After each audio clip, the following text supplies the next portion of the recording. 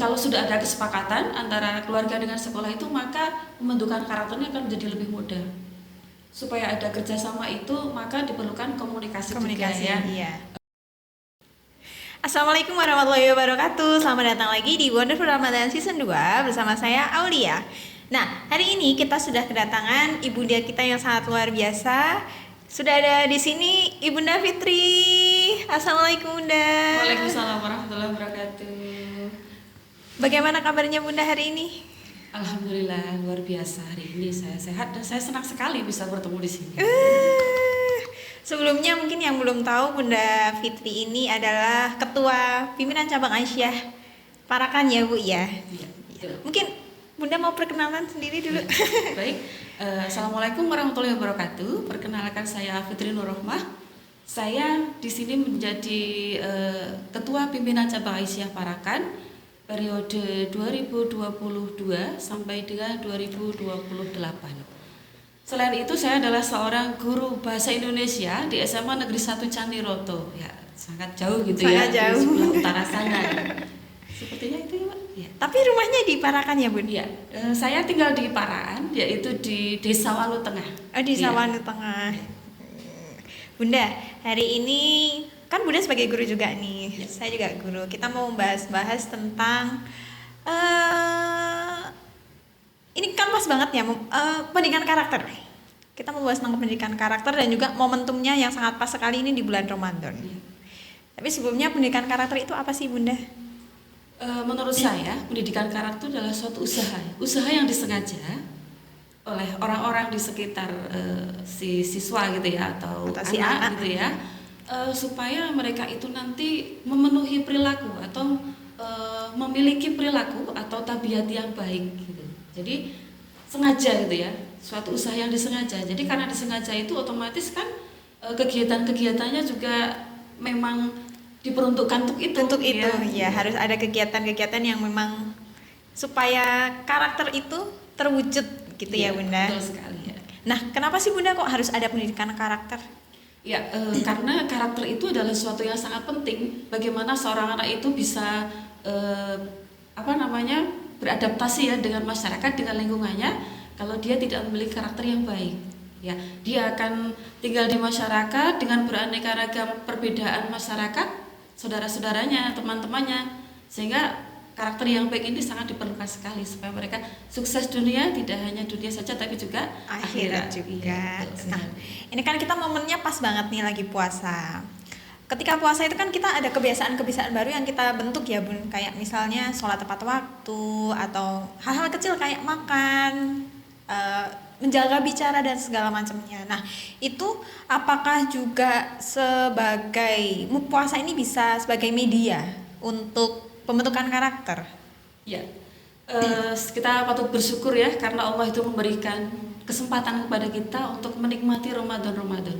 Dan semoga nanti tahun depan kita juga dipertemukan lagi dengan Ramadan. Nah, dalam Al-Quran ya, kita sudah sangat familiar sekali ayat Al-Quran yang menjelaskan tentang Ramadan, yaitu dalam surat Al-Baqarah ayat 183.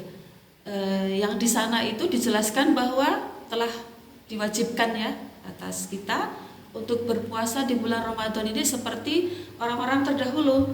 Supaya apa? Agar kita bertakwa.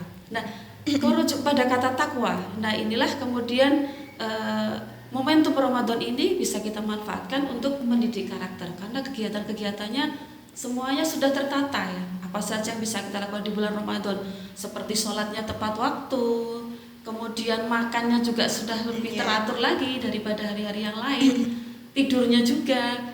Nah, apalagi Allah juga mengatakan bahwa banyak sekali amalan-amalan yang bisa kita laksanakan ya. Rasulullah juga bersabda seperti itu. Hendaklah kalian itu memanfaatkan bulan Ramadan ini dengan sebaik-baiknya ya, dengan berzikir, membaca Al-Quran, kemudian kalau itu sholatnya di hari-hari lain tidak berjamaah, maka di Ramadan ini kita bisa meningkatkannya. Karena apa? Segala sesuatu akan dilipat gandakan oleh Allah. Seperti itu.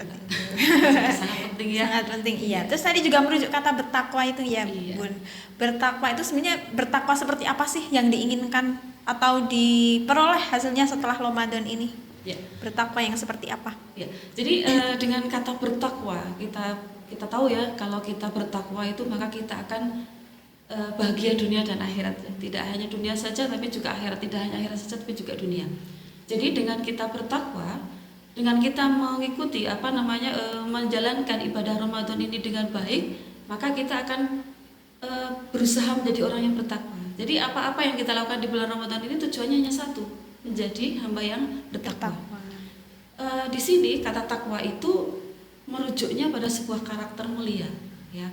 Hanya orang yang berkarakter mulia saja yang bisa digolongkan sebagai orang bertakwa. Nah, sehingga dengan menjalankan rangkaian ibadah Ramadan ini, maka kan 1 bulan penuh ya, 1 bulan penuh itu kan suatu pembiasaan yang cukup lama gitu ya.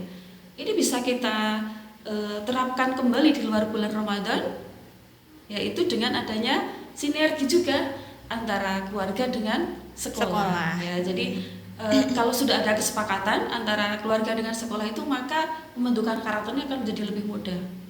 Supaya ada kerjasama itu, maka diperlukan komunikasi juga ya, dari keluarga. Utamanya kalau misalnya untuk anak-anak kecil ya, anak-anak usia kelas 1 barangkali atau barangkali yang TK gitu, ketika kita memperkenalkan Ramadan itu apa sih? Ramadan itu adalah sebuah bulan yang sangat mulia.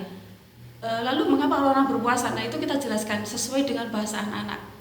Misalnya anak kecil itu kan kalau dengan istilah-istilah yang terlalu tinggi bahasa orang dewasa gitu kan, karena mereka tidak paham. Iya, nggak paham, kayak abstrak gitu ya. Sehingga sebagai orang tua kita juga perlu menggunakan istilah sesuai dengan tahapan mereka. Contohnya seperti ini, puasa itu tidak hanya menahan makan dan minum saja, tetapi juga harus menahan dari epiak gitu ya. Kalau misalnya anak kecil, kalau mereka rewel itu sebutannya apa, kita sesuaikan dengan pemahaman mereka. Kalau biasanya mereka rewel itu kita sebut dengan epiak atau mungkin dengan kata rewel sendiri. Maka puasa itu tidak hanya menahan makan minum, tapi juga menahan biar tidak rewel, tidak rewel. Nah, seperti itu, sehingga mereka sehingga ketika mereka menjalankan puasa itu kita mudah mengingatkan, misalnya mau rewel, puasa loh ya, gitu. Puasa itu nggak boleh apa. Nah, itu untuk yang tingkatan lebih kecil ya, awal-awal ya. Selain itu juga kita jelaskan kepada mereka apa sih ibadah-ibadah di bulan Ramadan itu. Misalnya seperti kalau Ramadan itu harus banyak baca Al-Quran. Kalau belum bisa baca berarti hafalannya seperti itu. Kemudian ada berbuka puasa, iftar. Nah, kalau kalian itu berbuka puasa atau makan pas maghrib itu namanya buko gitu ya, iftar itu. Seperti itu. Jadi dari istilah-istilah itu kalau dalam keluarga ya. Kemudian karena keluarga itu adalah pendidikan pertama ya bagi anak-anak, maka mereka harus dikuatkan dari rumah. Kalau dari rumah sudah kuat, nanti insya Allah keluar juga. Betul sekali, iya. Ketika dia melihat seperti itu, kok gitu ya, dia pasti akan pulang kemudian bercerita, tadi saya lihat itu puasa kok kayak gini ya. Nah, dia akan terbuka kepada orang tua, kemudian orang tua bisa mengarahkan, atau dia bisa berbicara dengan gurunya di sekolah. Itu tadi puasa kok pokoknya kayak gini ya Bu. Nah, jadi seperti itu, mereka sudah punya filter ya, meskipun mereka itu menemui sesuatu di luar keluarga atau di luar yang benar, itu mereka masih bisa untuk menghindari. Gitu. Betul. Ya. Itu tadi kalau di rumah ya Bun. Iya. Sekarang kan Bunda juga sebagai guru nih, sebagai guru, bagaimana sih pendidikan karakter itu di sekolah? Terutama kalau Bunda kan di SMA ya Bun, tentu di SD sama di SMA kan berbeda ya tentunya. Nah, itu bagaimana?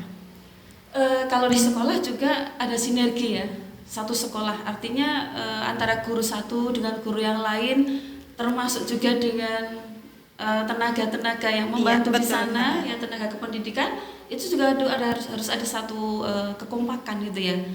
Sehingga ketika menjelang bulan Ramadan itu, maka sekolah sudah membuat program apa-apa yang nanti akan dilaksanakan di sekolah selama bulan Ramadan. Nah, kemudian kita juga berharap bahwa program itu tidak hanya terlaksana di bulan Ramadan saja, tapi di luar bulan Ramadan. Nah, yang utama itu adalah kompak dulu ya, kemudian setelah itu kita menjelaskan atau kita menerapkannya di kalangan anak itu menjadi lebih mudah kalau ada kekompakan. Betul sekali. Nah, contoh programnya sendiri, kalau mungkin di sekolah Bunda, contoh programnya apa sih yang dilakukan secara di bulan Ramadan ini? Ya, untuk tahun ini itu sudah berjalan ini ya. Sudah berjalan, sudah setengah. Sudah hampir selesai ya. Itu adalah dimasukkannya program pagi hari ya. Jadi selama sekolah kalau SMA itu kan Senin sampai Jumat. Jadi kalau Senin sampai dengan Jumat itu 15 menit sebelum pembelajaran mereka harus membaca Al-Qur'an. Jadi tadarus. Siapa yang tadarus bersama di kelas-kelas gitu. Setelah itu baru pembelajaran. Nah, untuk hari Jumatnya itu Jumat pagi itu ada siraman rohani gitu. Ya, kalau di luar bulan Ramadan kan satu bulan kali. Nah, ini selama bulan Ramadan ini saya saking semangatnya Mbak. Ya, itu dilaksanakannya tiap hari Jumat. Termasuk di kanal Bapak Ibu Guru juga kemarin sudah dimulai di Jumat pertama Ramadan itu kultum antara guru.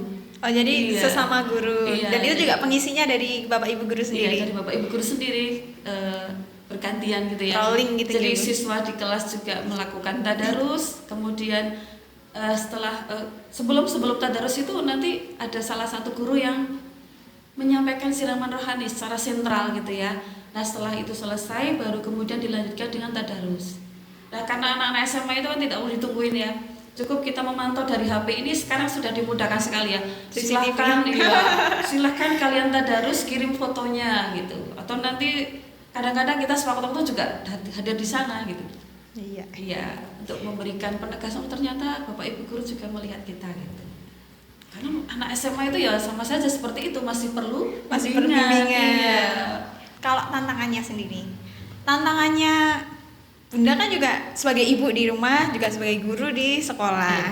Itu ada tantangannya nggak sih Bun ketika memberikan pendidikan karakter baik ke anaknya Bunda sendiri atau ke siswa-siswa di sekolah? Ya. Kalau tantangan itu sepertinya selalu ada ya. Selalu ada. Justru kalau nggak ada tantangannya kadang kurang seru. Ya, kurang seru kok, kayak gimana ya, biasa-biasa aja kok gitu. Lancar ya. banget. Gitu. Ada apa ini sebenarnya? Ada apa? Iya, tantangannya ya cukup lumayan ya. Kalau di rumah ini ketika anak-anak masih kecil gitu ya, itu tantangannya selain tantangan rohani juga ya sebagai seorang ibu. Dulu ketika awal-awal saya membiasakan puasa anak-anak itu mereka usia sekitar 2,5 tahun itu ya. 2,5 tahun sudah ikut puasa. Sudah mulai puasa ya, sudah kami perkenalkan itu. Ya semampu mereka. Yang jelas kita tambah ekstra juga ketika gini, aku lapar misalnya gitu ya. Terus kita bopong ya. Masih kecil waktu itu masih kuat bopong. Ya kita bopong. Ya nanti ya kita tunggu waktunya itu baru jam 8 misalnya ikut sahur ya. Jam 8 udah lalu lapar. Pernah juga ini ya, salah satu anak saya itu mengatakan, apa ya, Umi itu tega, anaknya kelaparan seperti itu. Cukup menangis waktu itu ya. Tapi ini adalah sebuah bentuk kita harus belajar bertakwa itu. Ya setelah itu duhur itu, nah kita beri kesempatan itu. Jadi awal-awalnya seperti itu dulu. Terus bertahap, nanti ya bertahap. Sebulan berlalu ya, puasa berlalu, ini kita ajak kayak ya waktu itu istilahnya belum refleksi ya, kita evaluasi. Kamu kemarin puasanya sampai duhur berapa kali, terus sampai asar berapa kali kayak gitu. Oh iya gitu. Tahun depan lebih baik lagi ya gitu. Nanti kita belikan apa gitu. Berarti ada rewardnya supaya mereka lebih semangat gitu. Betul. Kemudian kalau di sekolah ini tantangannya adalah di sekolah itu namanya siswa itu berasal dari berbagai macam latar belakang keluarga. Ada yang di rumahnya sudah mulai berpuasa, ada juga yang tidak. Nah ini kadang-kadang kita temui itu kalau anak-anak yang memang dari rumah belum terbiasa juga mereka akan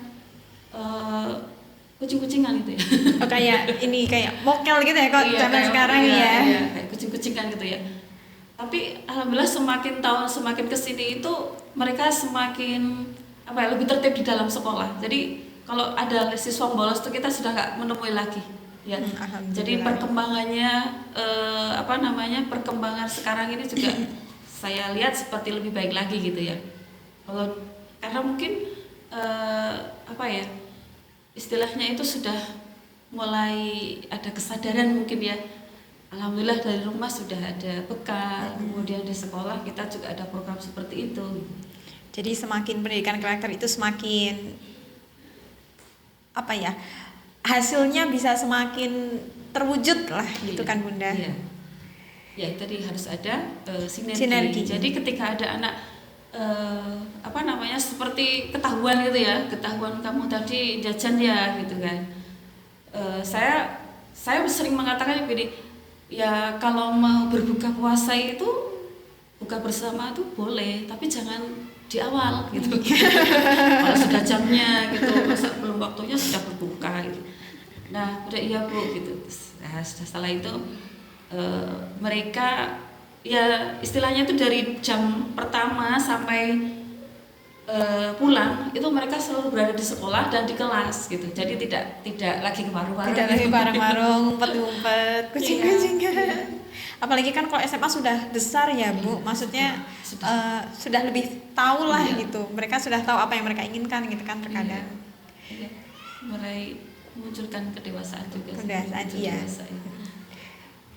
Ada lagi enggak Bun? Sudah.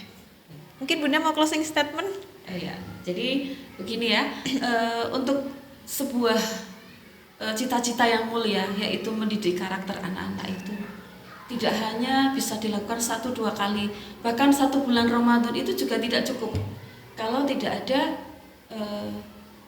istiqomah gitu ya, keistiqomahan antara keluarga dan juga pihak sekolah, terutama di sini untuk anak-anak usia dini ya, anak-anak yang masih kecil itu dikuatkan dulu pendidikan di rumahnya. Kemudian manfaatnya adalah ketika mereka berada di luar rumah, mereka akan lebih bisa mencari filter yang baik gitu. Kemudian sinergi antara sekolah dengan rumah ini juga sangat penting, karena yang namanya pendidikan tidak bisa dilaksanakan oleh sebelah pihak saja. Betul, apalagi rumah itu pendidikan pertama untuk anak ya Bun. Iya, dan segalanya disesuaikan dengan kondisi anak, disesuaikan dengan kesiapan anak. Artinya untuk anak kecil kita gunakan istilah yang tidak usah sulit-sulit, tapi mereka kemudian bisa memahami. Iya. Terima kasih Bunda atas banyak ilmunya hari ini. Gimana perasaannya datang ke SD Muhammadiyah Parakan? Alhamdulillah, di sini sangat ini ya. Tadi meskipun puasa saya masuk sini tuh anak-anak masih main bola. Masih main bola, iya. Iya. Ini saya deg-degan banget loh hari ini.